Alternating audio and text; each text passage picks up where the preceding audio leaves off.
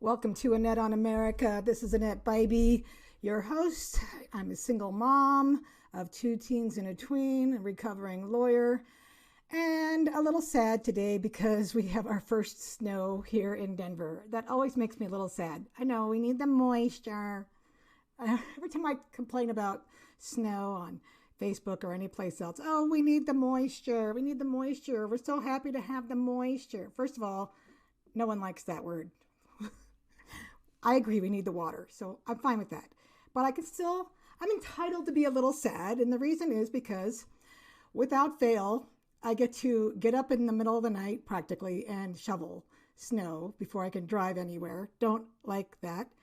And then I get to drive in it, and I don't like that. And then I get to walk in it because I go for walks every day.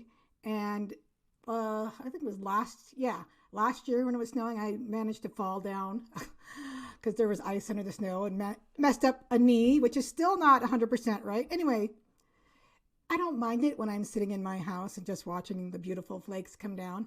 But as soon as I have to go somewhere, that's when I lose any appreciation I have for snow. There, got it off my chest. I'm not saying I'm not ever going to talk about it again, but just so you know where I stand on snow. All right, so obviously we're in this really big, super duper important election season right now, and we've got a lot of interesting things going on. The Fetterman debate with Dr. Oz the other day was a train wreck for Fetterman. You just got to feel bad for the guy when you watch him. I mean, he came out and he said, "Good night." At the beginning of the debate, it was over.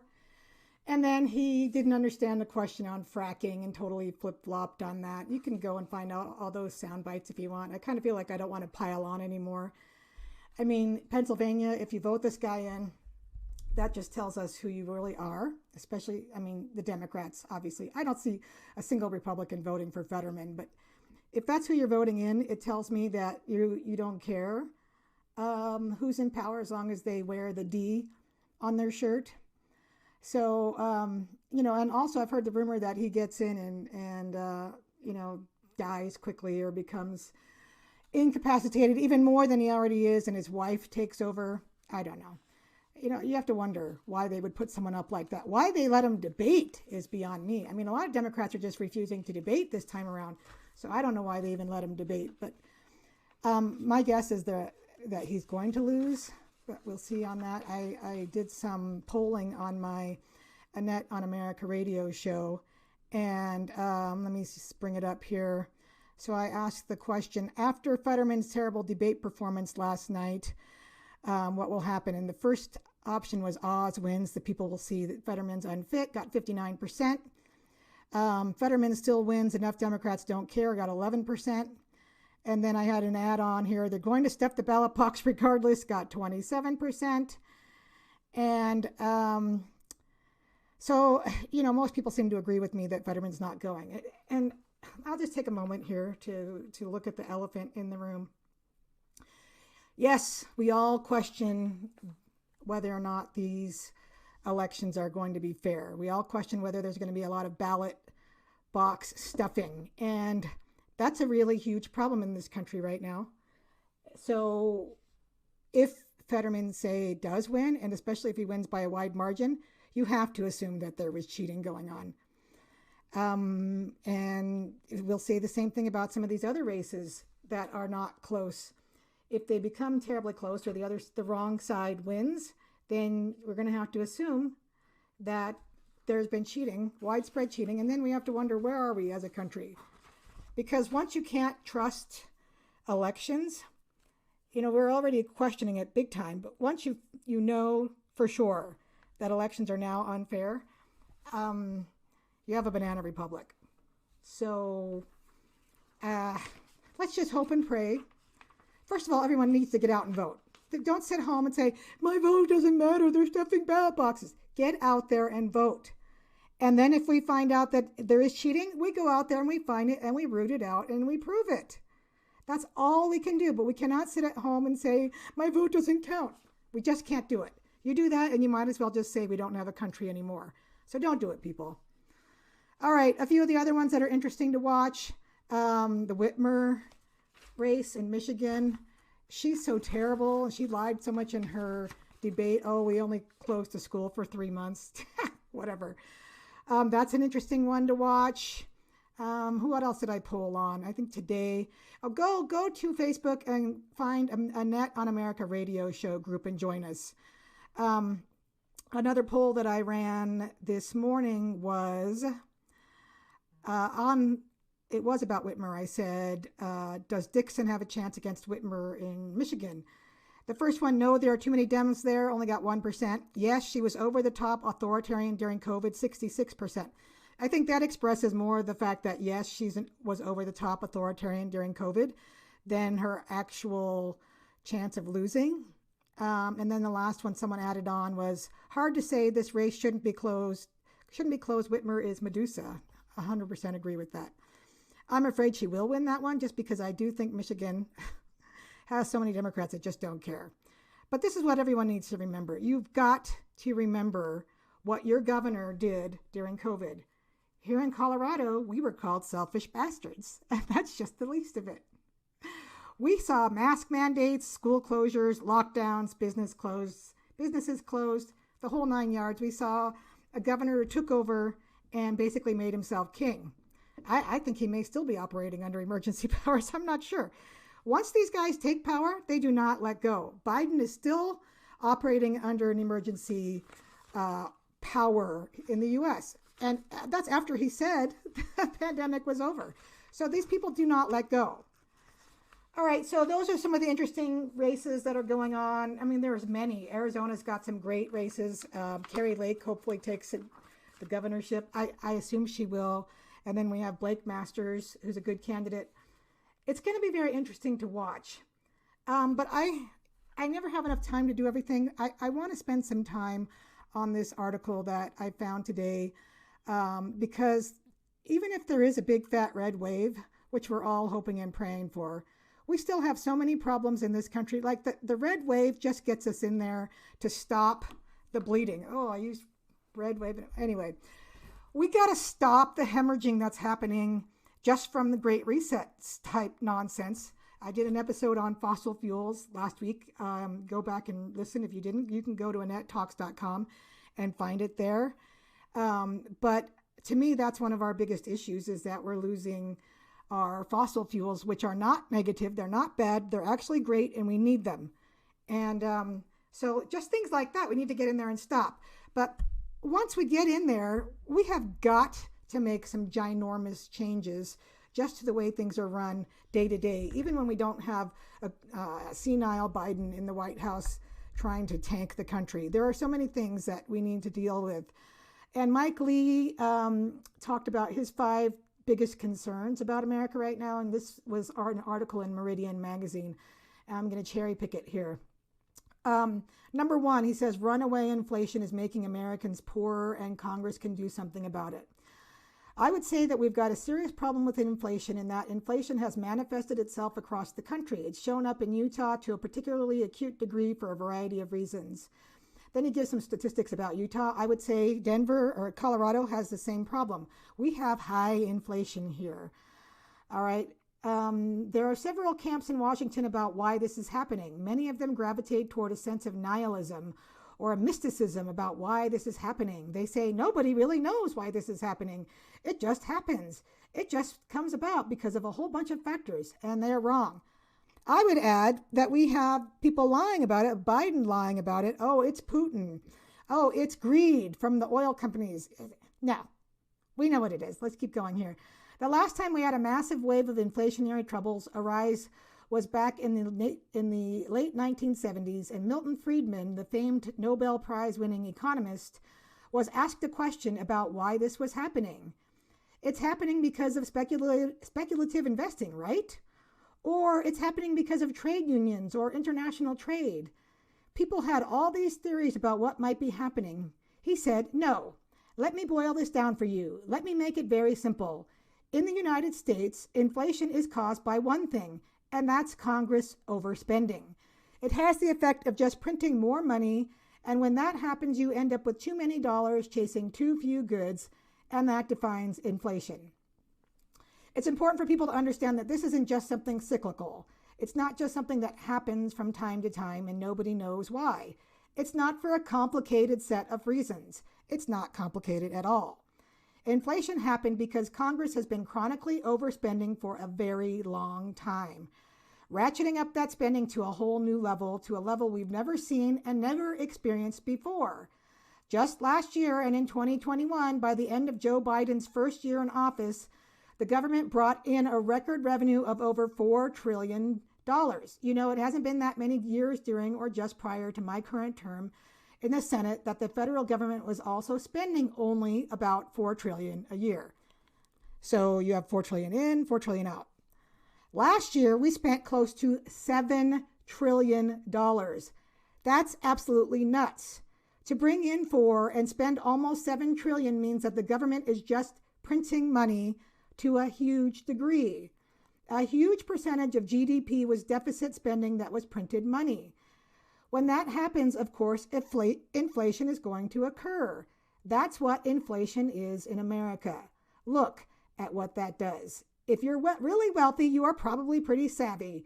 During these times of inflation, you can quite perversely get even richer. During periods of inflation like this, some people can figure out a way to game the system. Very few people fit into this category. Inflation is a huge fat loss, and it's a huge net loss to basically everyone except for a very small select few of very wealthy, savvy, well-connected people. Everyone else suffers. That's tragic, and you can't get that back. And then he goes on to talk about how the White House tried to say this is transitory.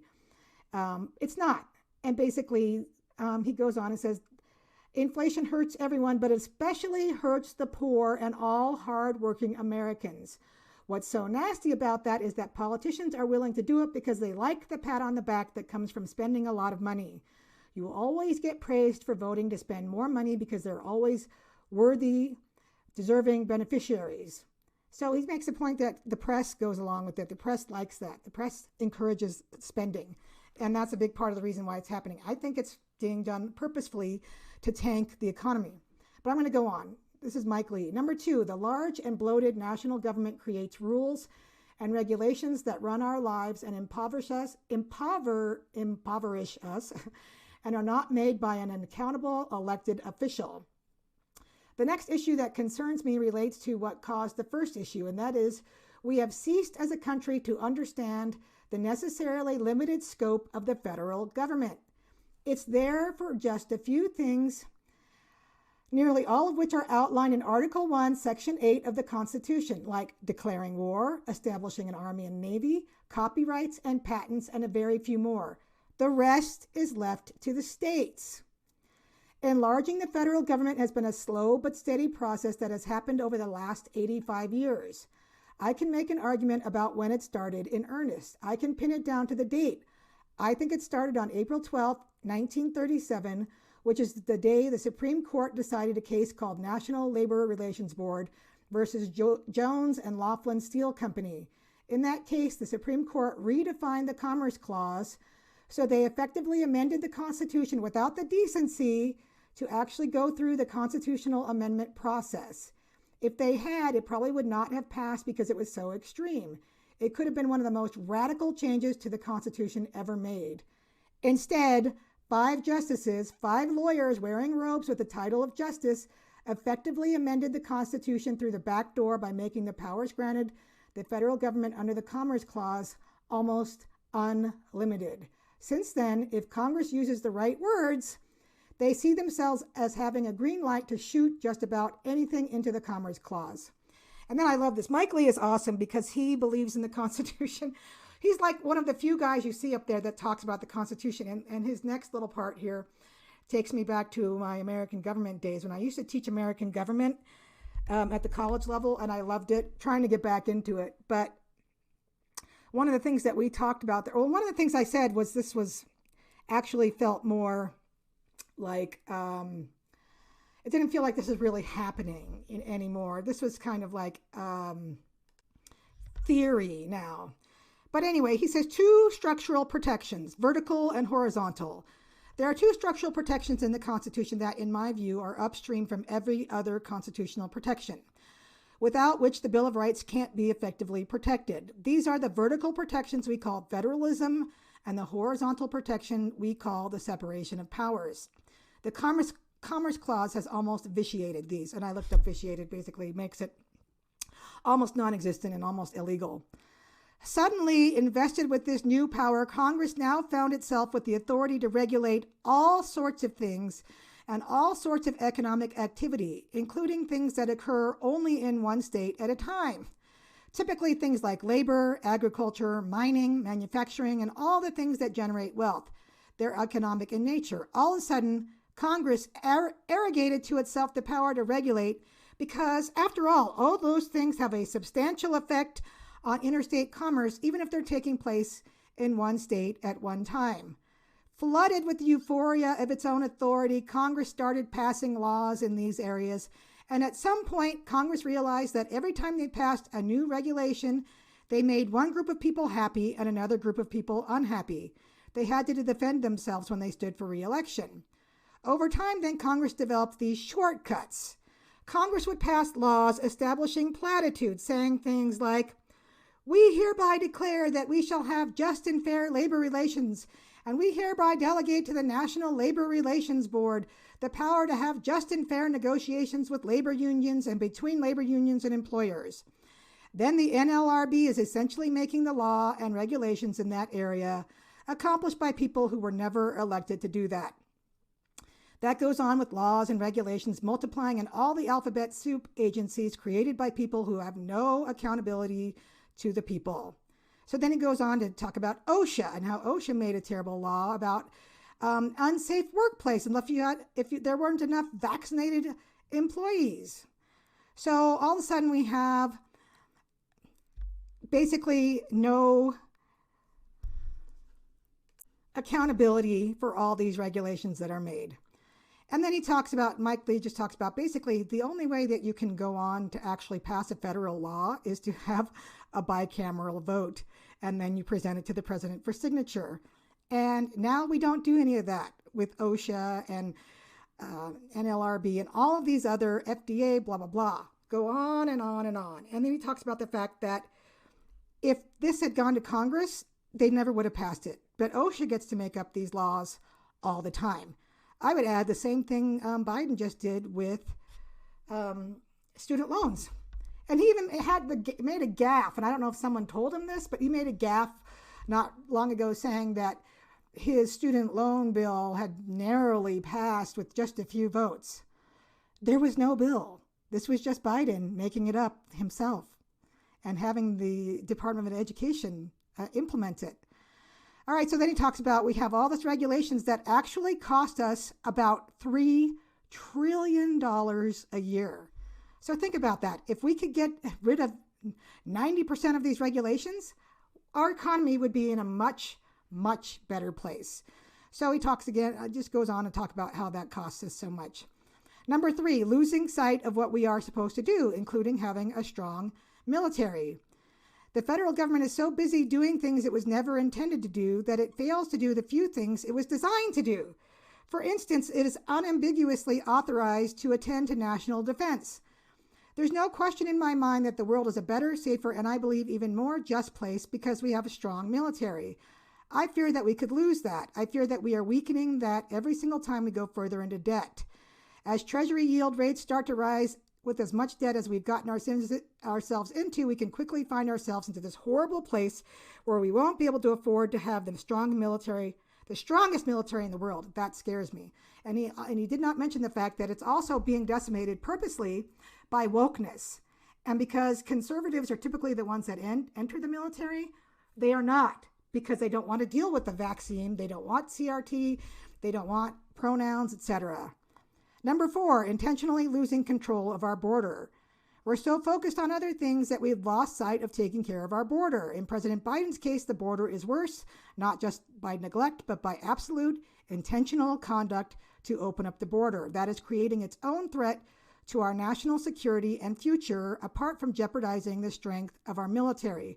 We're inviting millions of people into our country, people who know nothing about except that they want to come into our country and will do so illegally.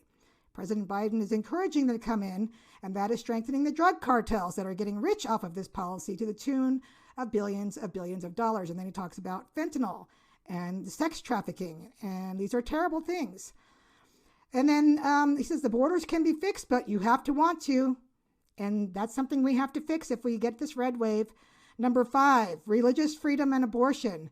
So Roe v. Wade was wrong morally, but it was also utterly without foundation in the Constitution. They tried to force a national consensus in the absence of national consensus, and that caused all sorts of problems. It was awful. So when it was overturned, in an opinion written by my former boss, I was just elated, ecstatic. Now, as to federal abortion legislation, I think there should be legislation prohibiting use of federal funds for abortions. The federal government can have some role when it comes to military installations or government property or something like that. For the most part, this is now a state issue, and it should be. That's true, not just because what the Constitution requires, but it's also the best way to save the most babies. If you try to establish a national abortion standard, like Lindsey Graham, that will become the ceiling and the floor, and that would be bad. It will also allow the Democrats to one day establish their own national standard, which was when the free abortion on demand up to the moment of live birth was pushed. That's not a good idea. So he also talked about a federal same-sex marriage law and how that's a bad idea because we already have Obergefell versus Hodges. Anyway, I encourage you to go and read this. And also, if you're in Utah and you're thinking about voting for McMuffin, you're an idiot. Mike Lee is the guy that actually believes in the Constitution. You have got to keep Mike Lee. And if we lose Mike Lee, Utahns, you're dead to me. And this is sad. This is my church that feels like it's being split down the middle with a lot of them that are wanting a more woke church and a more woke America. That's not doctrine. That's not doctrinally sound. If you're LDS and you're voting for McMuffin, I'm sorry, you're not really living the gospel if you believe in the things that he believes, and you do not believe in the Constitution like Mike Lee does. In our church, we were raised to revere the Constitution as almost scripture. So if you're not voting for Mike Lee, you're not living the gospel. I hate to say it, but it's true. All right, before we go to break, and I want you to stick around for the other side. I'm talking to Mama Bear, Brandi Bradley, about the lovely new CDC requirement, or I should say recommendation to the states to add the COVID vaccine to the list of vaccines that our kids should be taking. And I think you'll know how I feel about that. Before we go to break, I want to encourage you to, like I said, go to my Facebook group, the Annette on America radio show. Join in. We have polls every day. We have a lot of fun there. And I let you know what's coming up on the show. Even more importantly, go to my website, AnnetteTalks.com. When you are at my website, you will find all of my old shows. So everything that you've missed up until now is there. You'll also find links to my Facebook page, my Facebook group. You'll find links to all of my podcast episodes or platforms, because I not only post this on my website, but I also send it out to all my podcast platforms where you can find me. I'm also on YouTube. I'm on Rumble. If you don't like YouTube censors. We all know that's one of the big problems. And also, if you know of a great business that has conservative values and you think that they would be a good match for my radio show, I am now accepting applications for sponsors. I would love to have someone great on here. I have a few people I'm talking to, not sure if I'm going to bring them on or not. So this is the time to do it before that fills up. You can go to AnnetteTalks.com. There is a little sheet you can fill out saying that you want to be a sponsor, or you can email me at Annette@AnnetteTalks.com. One other thing I wanted to talk about briefly in the last few minutes before break is that there's something interesting that's been going on. I've been hearing rumors about it, and I didn't really believe it until I got on Twitter the other day. And by the way, if you spend too much time on Twitter, you will need a shower, because that's just a political wasteland. But I got on there, and I saw, I can't remember who tweeted it, but they talked about how gas is at $7 a gallon in California for the first time, right? I mean, that's huge. That's twice what we pay here in Colorado. And there are a lot of factors that go into that, but that's unsustainable. Everyone in California is not wealthy. Believe me, lived there. But the interesting thing about that was there was a response. The very first response to that tweet was talking about $7 gas is authoritarian. And I was like, what? What on earth are they talking about? Well, what they're doing is that this is the playbook on the left right now, is that if you're on the left, you call everyone on the right either fascist or authoritarian, and you compare Trump rallies to Adolf Hitler rallies. That's where that's all coming down to. So if there's this big stretch saying Trump rallies are Hitler rallies, and because we questioned the election, that means we're fascists. So obviously, there's no real logic there, but that's what's going on. So when you hear that, and when you hear people making that argument, please take them down quickly, because there's nothing more authoritarian than what we saw coming from the governors and from the president during COVID. I'm talking about Biden here. I'm talking about Polis. I'm talking about Whitmer. They actually did authoritarian behaviors during COVID. Questioning an election is not authoritarian. Having a big rally and saying we want America to be great again is not authoritarian. But it's an interesting thing that they're trying to pull. Take it down quickly. All right. So come back after the break and listen to my interview with Brandi Bradley. I want to call her Brandley. Anyway, Brandi Bradley. She's awesome. Come right back.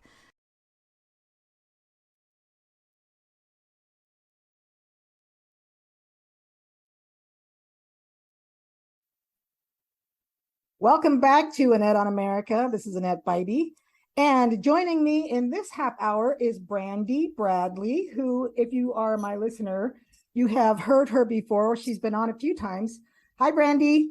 Hi, Annette. Thanks for having me back. Welcome. What has it been, like 2 or 3 times? You know what? We last recorded, I want to say in February, and I had just newly decided to run. Okay. Right. So tell the audience what you're running for. I am running for House District 39. It's a pretty big district. It encompasses Larkspur, Lavier, Sedalia, Roxborough Park, Perry Park, bits of Castle Pines, a lot of Lone Tree, and a big majority of Highlands Ranch. Yeah, that is big. Wow. It is big. So who are you running against? His name is Eric Brody. Okay. And do they do polling at your level? Do you have any idea how you're doing right now? They don't really do polling at my level. It's a pretty safe district, but I think we've all learned in the last couple of years, you don't take anything for granted. Yeah, for sure. So before we get into the meat of the topic, I have a very important question for you. How do you pronounce the name of the state that we're living in?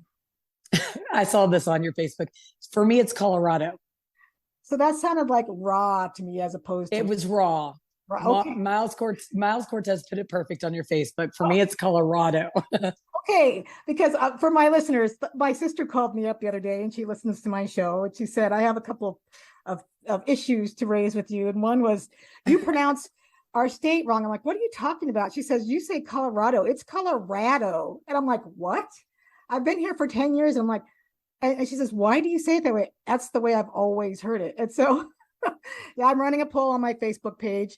So if you're interested, go find me, Annette Bybee, and you can say whether you think rad or rod. I'm hearing it looks to be about 50-50 right now on there. Although if you look it up and Google it, the official pronunciation is rod. So I've got that on my side. See, I got it then. Well, and I know I had someone else on too, and she says, well, that other person got it wrong too. So thinking maybe it's not it's not me that's getting it wrong.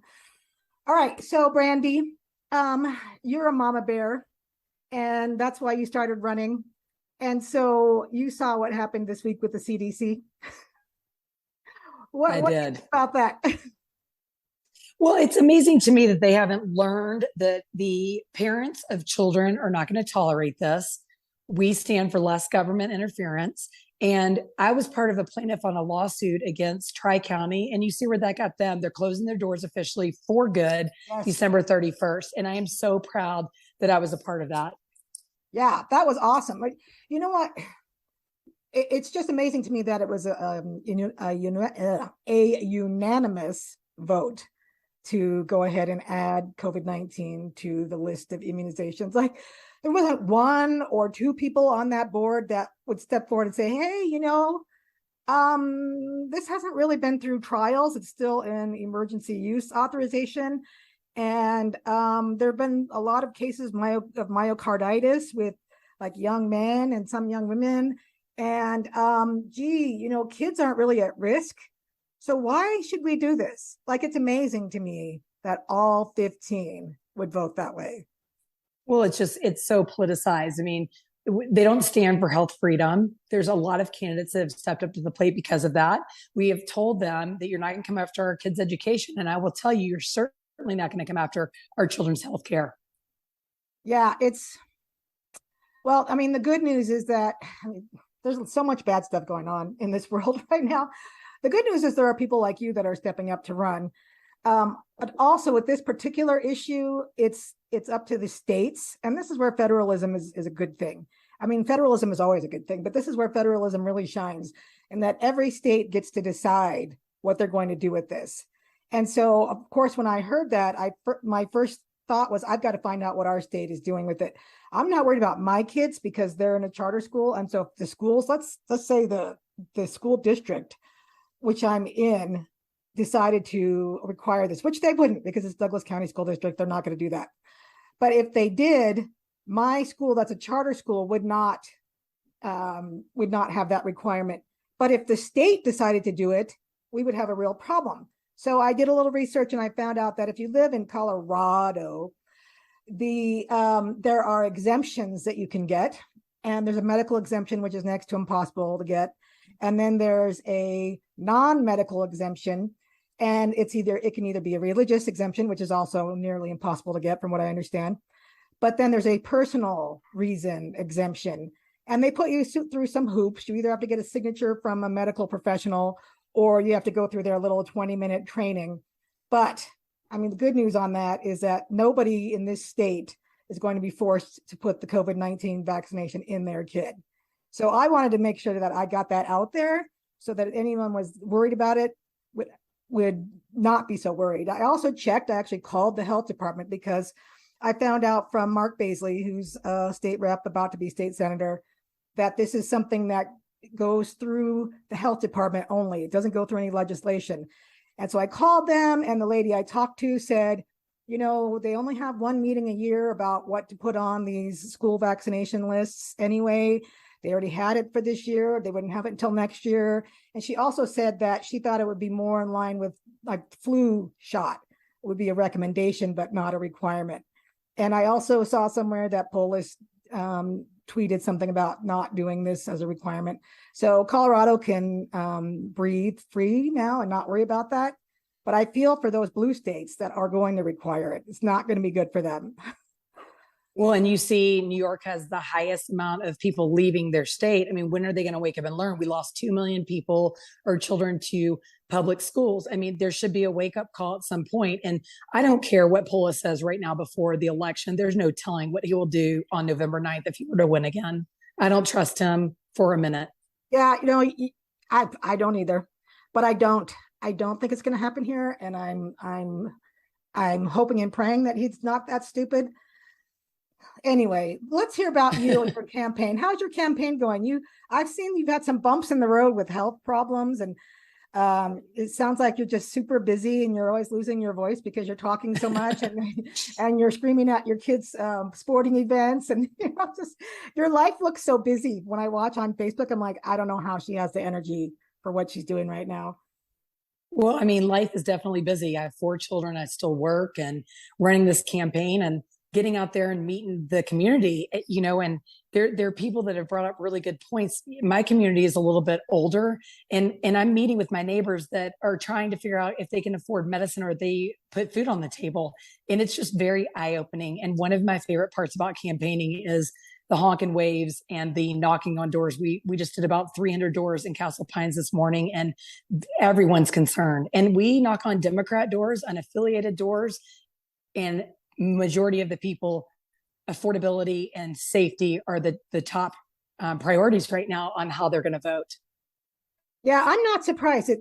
This is why we're probably going to have a red wave, because I don't think the Democrats really grasp that I mean, inflation is something that we deal with every single day. We're always having to decide, what can we buy? What can we afford? Every time I go to the grocery store, I have to decide, can I keep buying this stuff? Because it, I would say about 3/4 of the things that I'm buying have gone up 25 to 100%.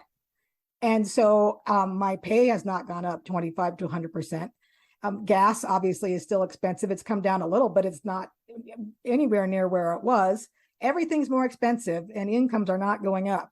And we can look squarely at Biden for most of that.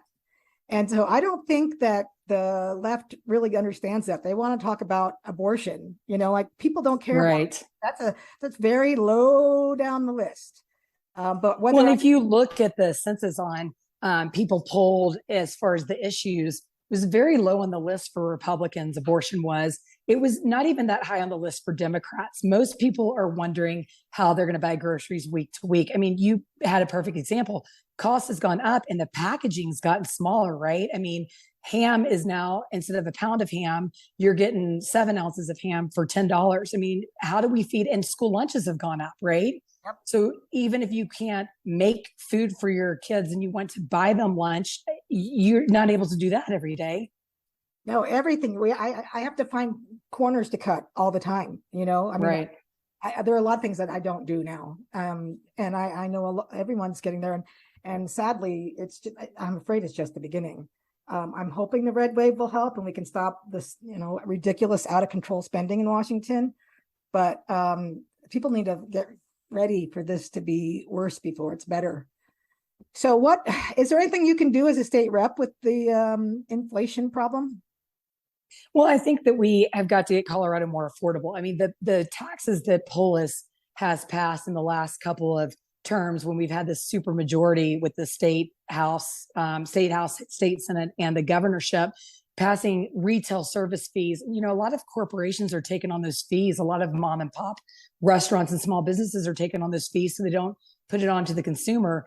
And we have that cost where we are now driving small businesses into the ground while Polis is growing his administration. I have the book for the Joint Budget Commission, and the amount of administration he pays out is astronomical. You have to cut costs like that and make it affordable for people to live. And you can't be soft on crime.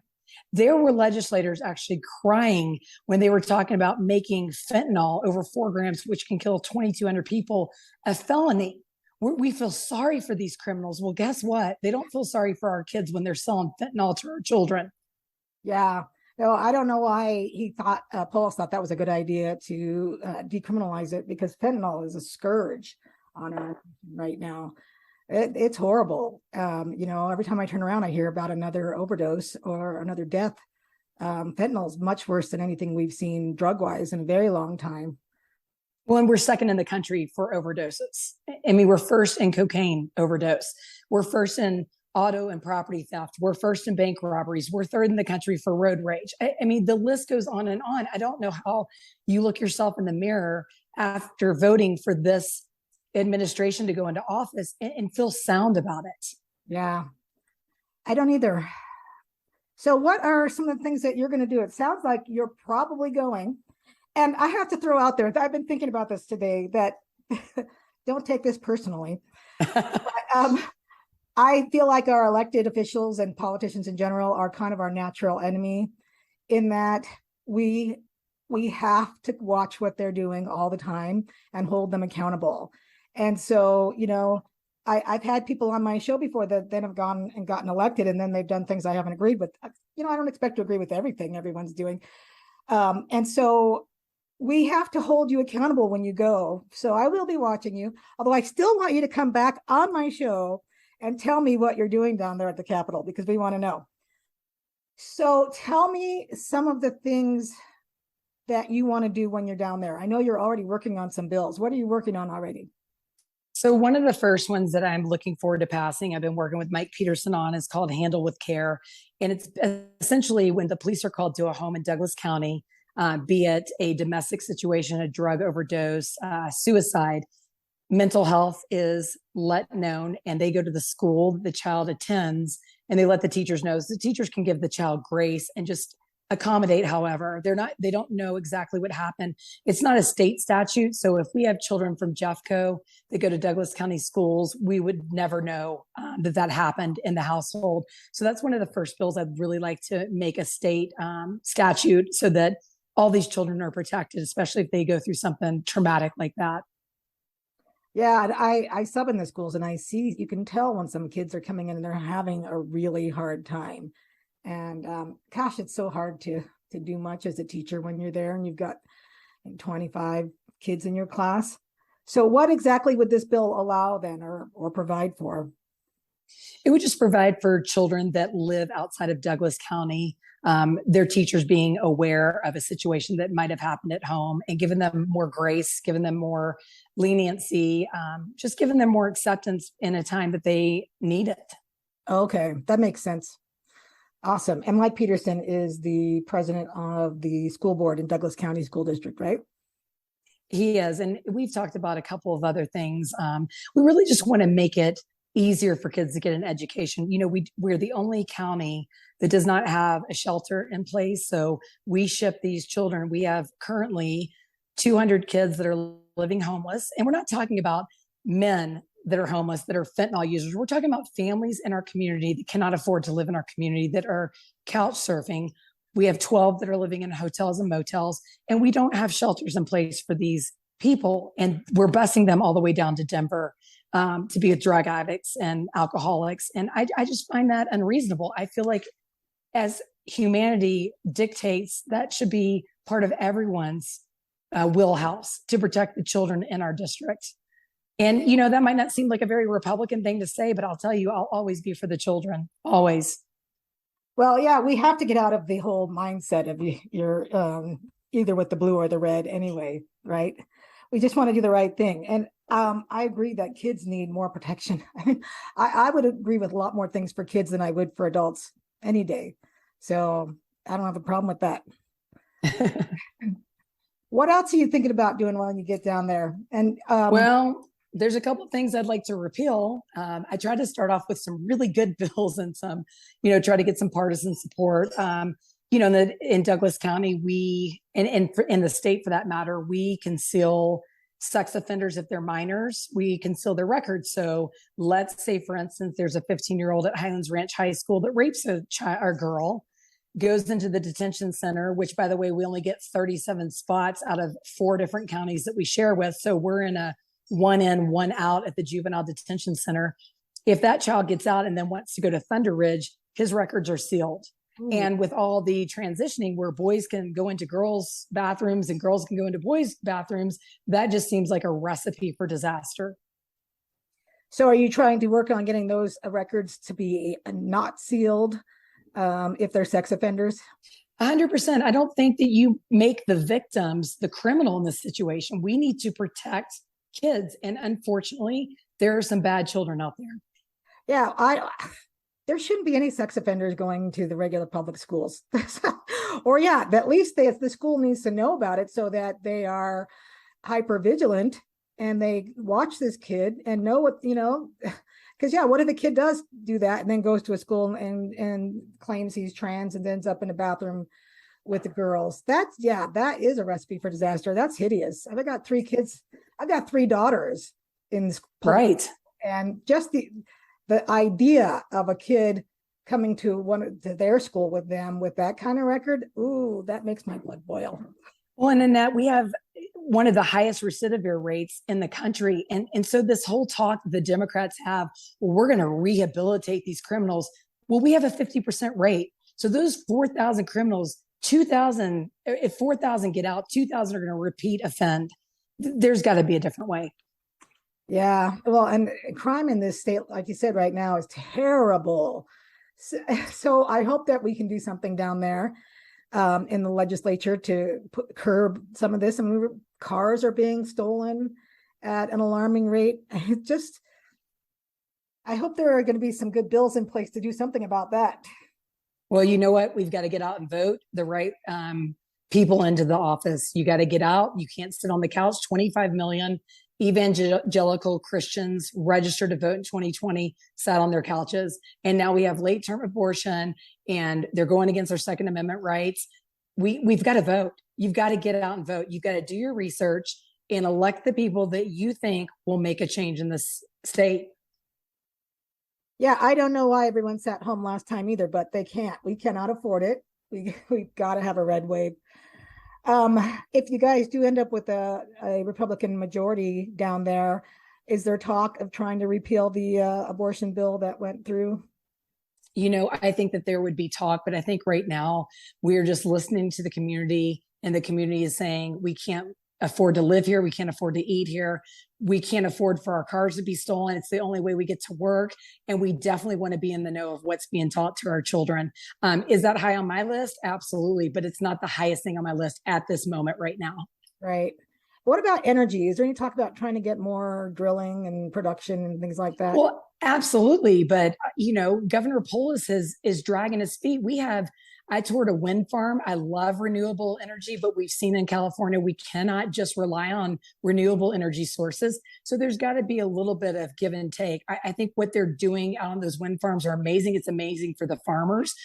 We have a lot of different wells that are being drilled that we can afford in Colorado to give us domestic production of oil.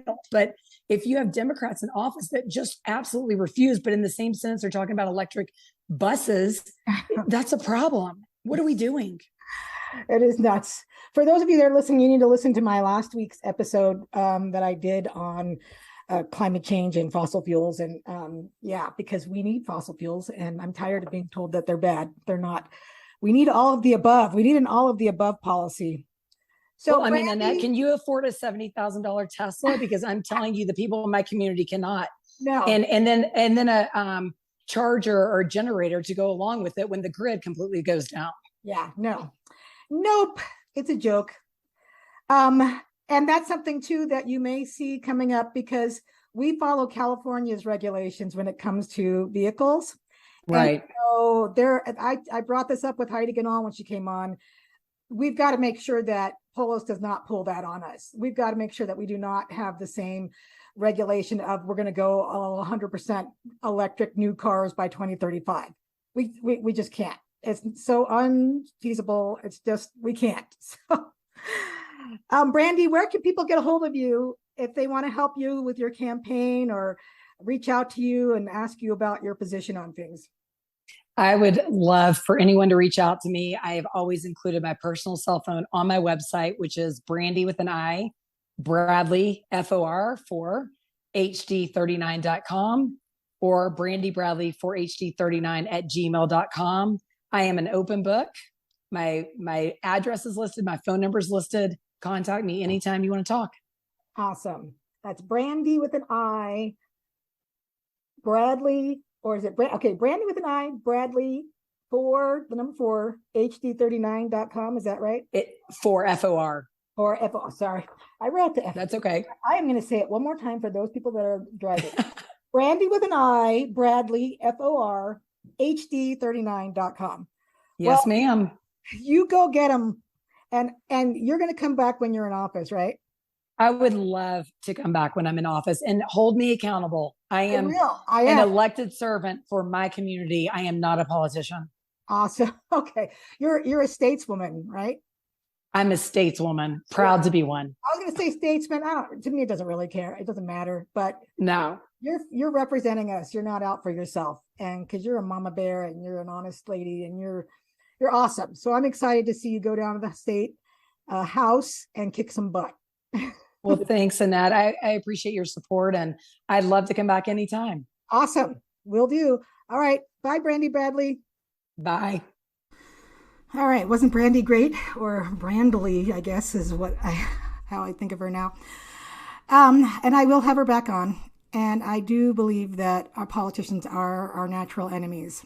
We may like who they are. We may like what they stand for. We may like what they've said. We may even like what they've done. But we have got to keep a sharp eye on them always. As soon as they're in elected office, we have got to watch them like a hawk. And as soon as they do something we don't like, we let them know. Otherwise, they start going their own way, doing their own thing. We see it time and time and time again. I think Mike Lee is one of the few that has not lost his way, and it's probably why he's under attack in Utah right now. Because if you hold to your convictions and you stick to your principles, the other side doesn't like you because they can't run over you and do what they want to do. And one of the things, if there was a lot that I wanted to add to Mike's 5 things, I think I would have add, maybe if he had 10 things, this would be number 6, but I would add what I talked about last week about fossil fuels.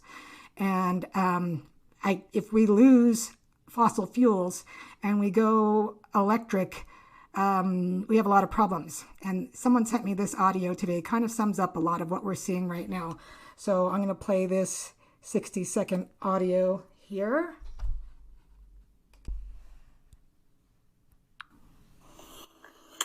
As the Dutch government, a guy called Rutte, the Prime Minister, completely owned by the World Economic Forum and Klaus Schwab, why has he just announced that the Netherlands, the second biggest exporter of food in the world, is targeting farmers to destroy them and get them off the land, which is where all these farming protests in the Netherlands have come from. People depend on you for what's left of the food.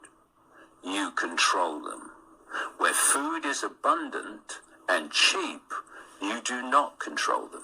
Where energy is cheap and abundant, you do not control them. Scarcity equals dependency equals control. And that's why they're targeting the food chain, they're targeting the energy supply, they're targeting everything. I think that pretty much sums it up. You put food and energy in control of government and they have you. They have you by the short hairs. Nothing you can do about it. All right. And on that note, we are out of time. I did want to quickly mention Stephen Daniels sent me his top 10 reasons why not to vote for Democrats.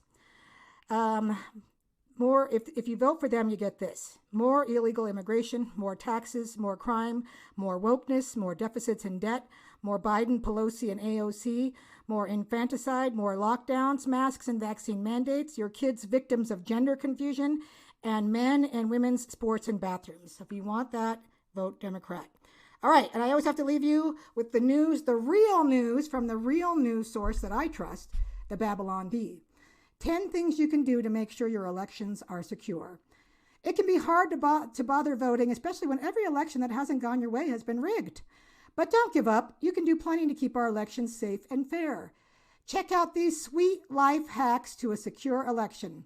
Number 1, hire Kyle Rittenhouse to stand outside your polling place. He'll protect your polling location from Antifa thugs. Number 2, set up life-size cardboard cutouts of Dinesh D'Souza to scare away mules. His face haunts the dreams of many a ballot mule.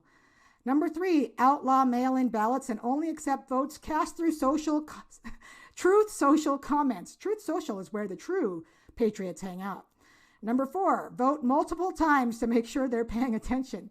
If you can cheat the election, so can anyone. You better vote 30,000 times just to be on the safe side. Number 5, put ballots under, I can't even say that, Joel Neer, so only the worthy can vote. Why were the unworthy allowed to vote in the first place? I have no idea what that means. 6, upload your consciousness to a computer system so you can oversee every vote made by every human. Unfortunately, as a transhuman entity, you will lose all voting rights, and your machine heart will no longer understand the meaning of love. Number 7, monitor all cemeteries to make sure the dead don't vote. Keep an eye on pet cemeteries too. Hamsters have been known to change election outcomes. Number 8, invite lots of plumbers to the polls to look out for burst pipes. Every burst pipe is good for about 380,000 fraudulent votes. Number 9, hang a sign in each poll booth that says God is watching. Works every time. And number 10, live in a red state. Apparently they have figured it out there. Enjoy a safe election season, everyone. Don't forget to bring a crossbow in case you run into undead voters. Thank you all for listening to Annette on America, where freedom lovers gather. Vote.